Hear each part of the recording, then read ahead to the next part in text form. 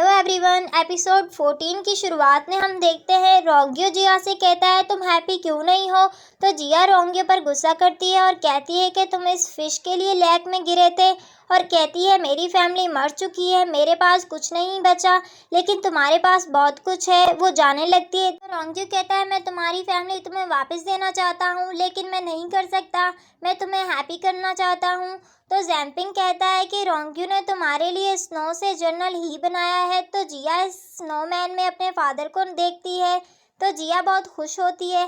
जैम्पिंग कहता है वो आपकी फैमिली आपको देना चाहता है। तो रोंग्यो बताता है इसने इसकी सारी फैमिली बनाई है। तो जिया को इस स्नोमैन में अपनी फैमिली दिखाई देती है तो जिया बहुत खुश होती है। जिया कहती है कि मैं इन सब से बहुत प्यार करती हूँ। रोंग्यो कहता है मैं तुम्हारी हर बर्थडे पर ये बनाऊँगा। तो जिया कहती है तुम अपना ख्याल रखो। रोंग्यो कहता है अब तुम्हारी फैमिली तुम्हारे साथ है। तो जिया कहती है तुम भी मेरी फैमिली हो। रोंग्यो कहता है मैं हमेशा तुम्हारे साथ रहूँगा। जिया कहती है मैं तुम्हारे साथ हमेशा खुश रहूँगी। अब उसे स्नोमैन में से इसके फादर की आवाज़ सुनाई देती है जो कि उसे खुश रहने को कहता है और उसे अपनी पूरी फैमिली दिखाई देती है जो कि उसे खुश रहने को कहती है। रोंग्यो जिया को हक कर लेता है। जिया सोचती है कि मैंने प्यार ना करने का सोचा था, लेकिन मैं आखिरी बार ट्राई करूँगी। अब हम सुबह का सीन देखते हैं जहाँ वो खाना खा रहे होते हैं, जहाँ जैम्पिंग बताता है कि सब कुछ रोंग्यो ने बनवाया है। जिया खाकर चेक करती है और कहती है ये बहुत अच्छा है। रोंग्यो जिया से इसके हाथ के बारे में पूछता है तो वो कहती है ये ठीक है और थैंक यू हस्बैंड कहती है। हस्बैंड लव सुनकर रोंग्यो शर्माने लगता है और बहुत ज़्यादा शर्माता है। जिया कहती है कि मैं यार्ड में फॉर्मेस बनाना चाहती हूँ जहाँ मैं कुछ बग्स पालना चाहती हूँ। तो रोंग्यो मान जाता है। जिया रोंग्यो को ये बात सीक्रेट रखने को कहती है और कहती है कि लॉर्ड रोंग को मत बताना।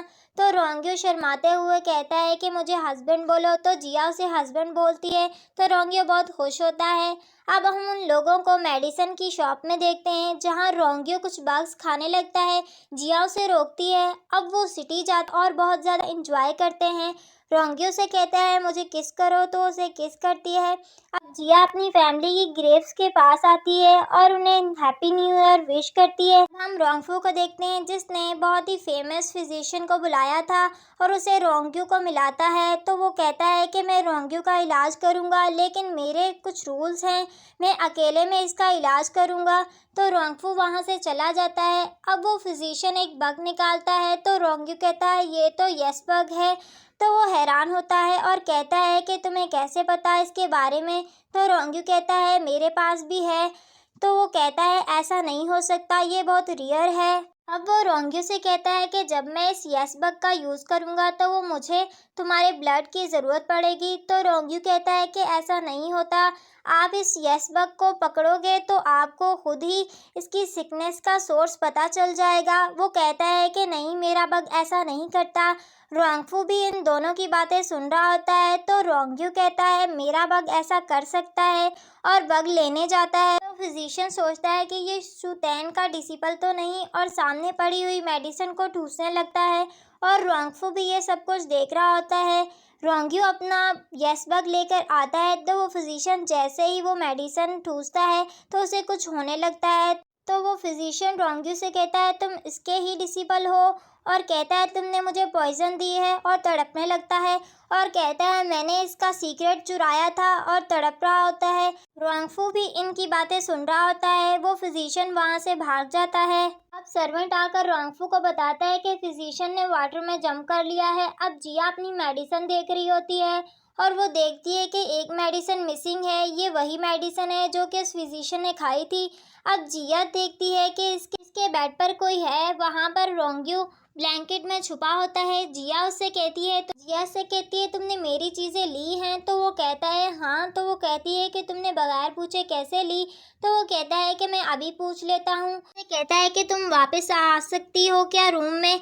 तो जिया मना करती है तो वो उसे हक कर लेता है और कहता है दूसरे कपल एक ही रूम में सोते हैं। तो जिया कहती है कि पहले तुम स्ट्रॉन्ग बन जाओ। तो रोंग पकड़ लेता है और कहता है कि मेरे रूम में सो जाओ। जैम्पिंग वहाँ आता है लेकिन फिर वहाँ से चला चला जाता है।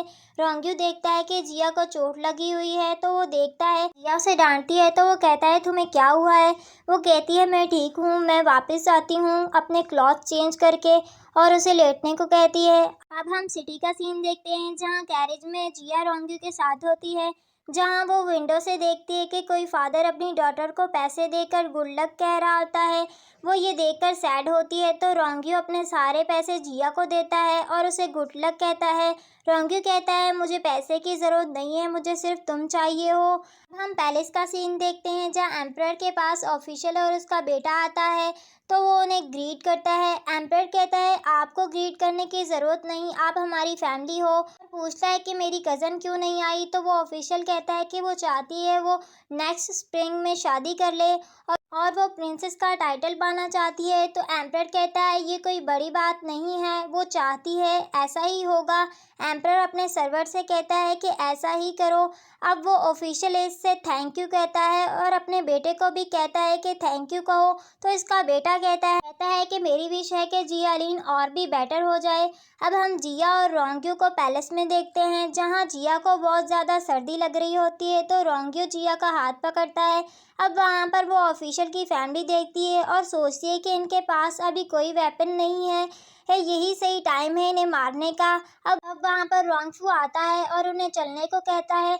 अब वहाँ पर वो ऑफिशियल और उसका बेटा आ रहे होते हैं। इसका बेटा जिया को देखते हुए आ रहा होता है। वो किसी सर्वेंट से टकरा जाता है और इस सर्वेंट के पास जो सूप होता है वो जिया पर गिर जाता है, तो वो जिया से माफ़ी मांगता है। तो रोंगफू कहता है कोई बात नहीं और जिया से घर जाकर ड्रेस चेंज कर लो। तो वो यंग मास्टर कहता है कि मैं तुम्हारे लिए न्यू ड्रेस मंगवा देता हूँ।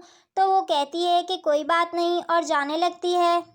रोंगयू भी इसके साथ जाने लगता है, तो रोंगफू रोंगयू को रोक देता है। अब जिया के पास एक सर्वेंट आता है और कहता है कि प्रिंसेस आपसे मिलना चाहती है, उसे अपने साथ लेकर आता है। वहाँ कोई नहीं होता, तो वो उससे पूछती है कि कहाँ है प्रिंसेस, तो वो कहता है वेट करो। तो जिया उसे पकड़ लेती है और उससे पूछती है कि मुझे यहाँ किसने और मेरे ऊपर सूप क्यों गिराया। तो वहाँ पर एम्परर आता है। अब वो बताता है कि मेरे फादर बहुत बीमार थे और एस्ट्रोलॉजी हाल पर बहुत बिलीव करते थे।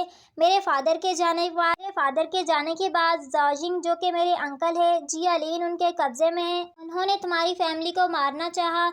मैं एम्परर था लेकिन कुछ नहीं कर सका और जिया से माफ़ी मांगता है। जिया उन्हें माफ़ी मांगने से मना करती है। वो कहता है मैं एक लूज़र हूँ और जिया से कहता है मैं सिर्फ तुम पर बिलीव करता हूँ, तुम मेरी फीमेल जनरल बनो और मेरी हेल्प करो जॉजिंग जैसे मिनिस्टर से बचने के लिए। और उससे कहता है कि तुम्हारे ब्रदर ने तुम्हें रोंगयू को सौंपने के लिए अपनी जान दे दी, वो तुम्हें एक अच्छी ज़िंदगी देना चाहता था। तो जिया कहती है कि आप मुझ पर बिलीव करते हैं। इसी के साथ हमारी इस एपिसोड का एंड होता है। मिलते हैं नेक्स्ट एपिसोड में।